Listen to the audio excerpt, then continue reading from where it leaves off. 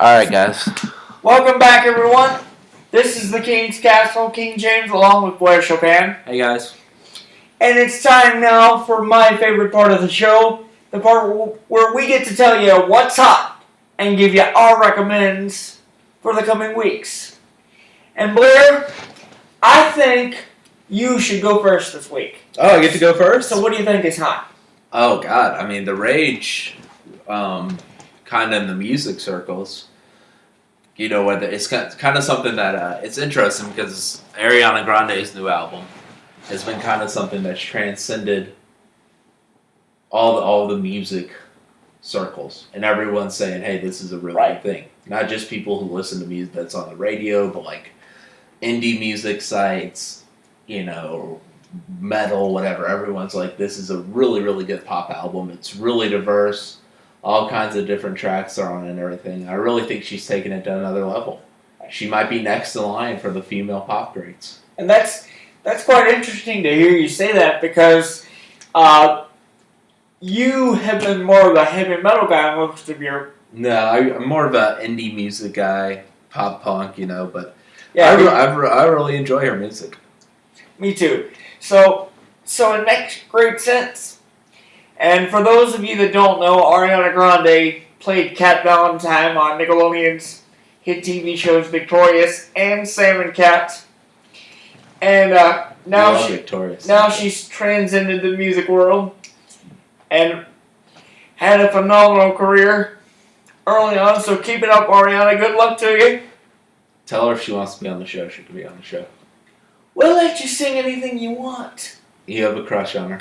Come by anytime. We'll let you sing anything you want. Is she? Do you think she's is she like taking over? Because Beyonce's getting older. Is she does she now have the mantle of like the hottest pop star? Well, the pop star with the strongest vocals, yes. But most attractive? If you were to ask someone like me, probably. Yeah, I think so too. What about Selena Gomez? That's another one, right? Well, she's been on the scene as a soloist for quite a while. I think see what I did there? Because the name of her band is The Scene. Oh, okay. I didn't see what you did there, but now I do. So what do you recommending? Well, this is quite interesting because this week we've seen a lot of premieres on television with the major networks, with that being the season premiere of American Ninja Warrior and the season premiere of MasterChef on NBC and on Fox that took place this week. Right. But what I really want to talk about is something new from GSN. No. Because GSN's got a brand new show coming out actually next Thursday, 9 p.m. Eastern Time, hosted by, I think his name was Donald Faison from Scrubs. Okay.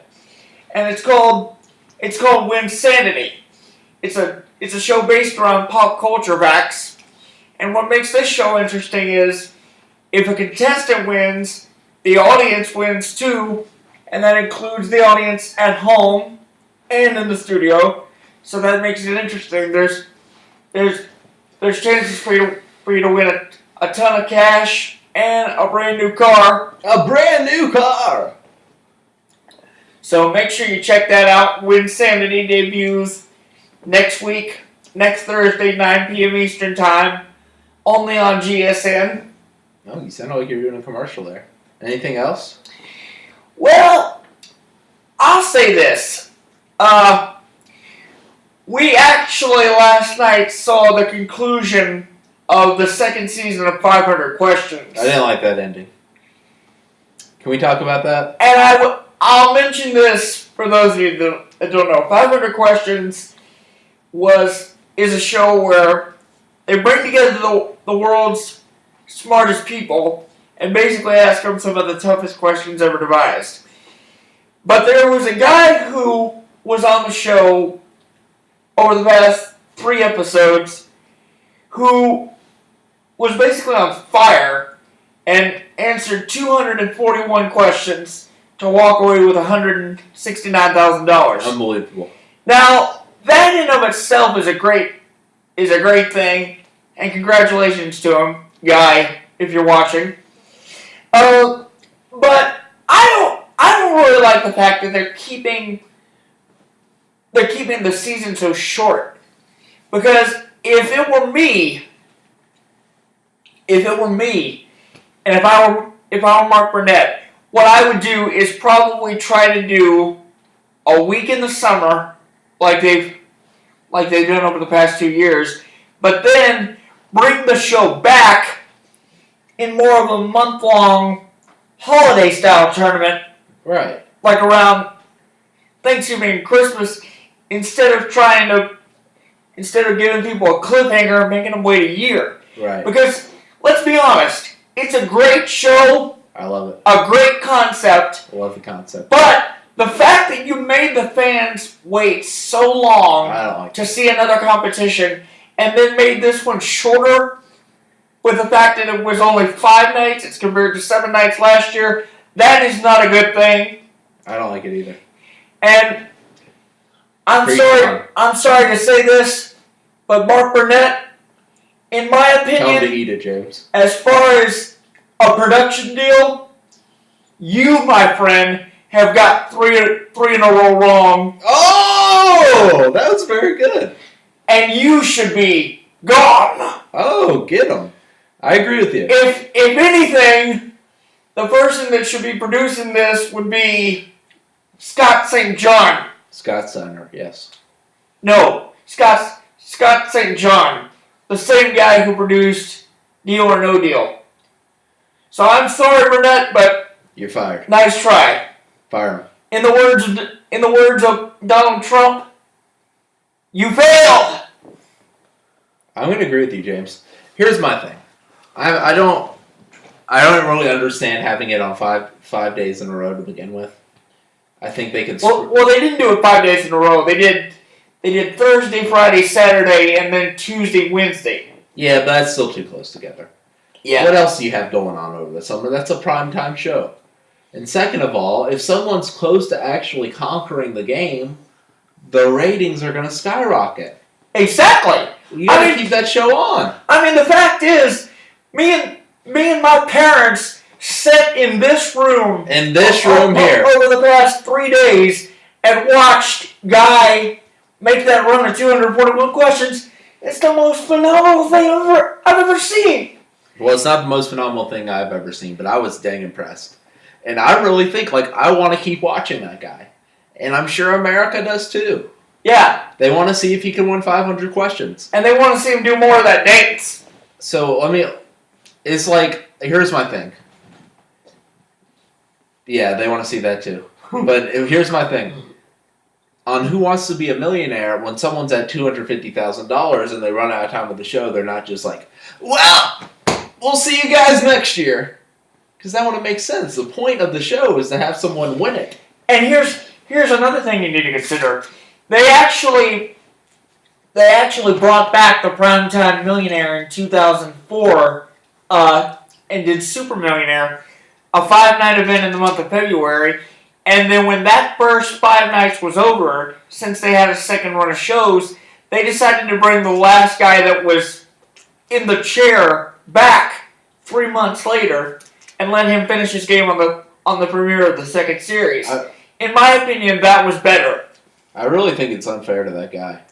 Me too. Whose name's Guy, right? Yeah. I feel for him. To me, it's dumb from many aspects, but even, let's narrow, I want to see someone win. So it's dumb from that aspect. And I want to see... But it's dumb from a money perspective, too, because there's nothing on over the summer. This guy's going for the gold. Why not drag this out over the next few weeks, get people talking about it, have the ratings skyrocket, fill your pockets with money instead of just saying, well, that's it for us. I think that's crazy. Exactly. Because it'd be like if Big Brother tried to put all the house guests together on the same night and then try to put out the entire season within a month, night after night. That can't happen. Look, we watch things like that to see if people can win. Right. And if someone has a chance, we want to see it. And I, for one, want to know if in fact the game is beatable. Because I think it can be. I mean, this guy was remarkable. He answered 60 times as many questions as Ken Jennings did. Right. And the fact is, he was the first guy ever in the history of the show to conquer 5 boards.